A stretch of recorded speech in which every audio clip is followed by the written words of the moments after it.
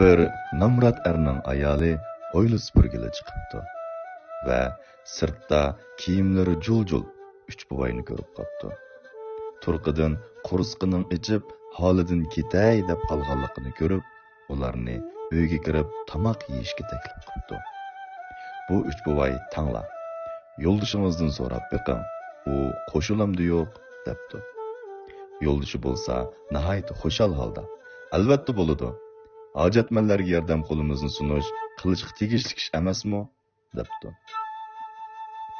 Bu gapni anglagan uch qeri buvayning chiroyidan rozimanlik tabassumi jildilanibdi va amaliyotda biz boylik elchisi, muvaffaqiyat elchisi va sog'lomlik elchisi, er ayol ikkinglarning bizga bo'lgan oq ko'ngillarcha muomalasi bizni to'limi ta'sirlantirdi.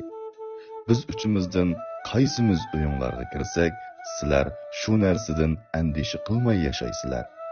Qani tanlanglar, sizlarga nima kerak? Lekin insonlarda bo'lsin, faqat birsimizni tanlay olaysizlar, debdi. Ayol boylik elchisi kirsin, debdi. Er bo'lsa, muvaffaqiyat elchisi kirsin, debdi. Bu chog'da ularning kichikkina farzandi chiqib ketdi va meningcha sog'lomlik elchisi kirsin. Shundoq bo'lgandila dadam opam og'riq azobi tortmay yashaydi ekan. Biz bir oila kishilari sog'lom turmush kechirsak, nima degan yaxshi, debdi. Shuning bilan ular sog'lomlik elchisini taklif qildi. Hayron qolarligi shuki, sog'lomlik elchisining kaynidan boylik bilan muvaffaqiyatmi tang agishib kiribdi. Er ayol so'rabdi. Birsimizni taklif qila olaysizlar degan tonlarga sog'lomlik elchisi kulib turib, shundoq, biroq men o'xshamayman.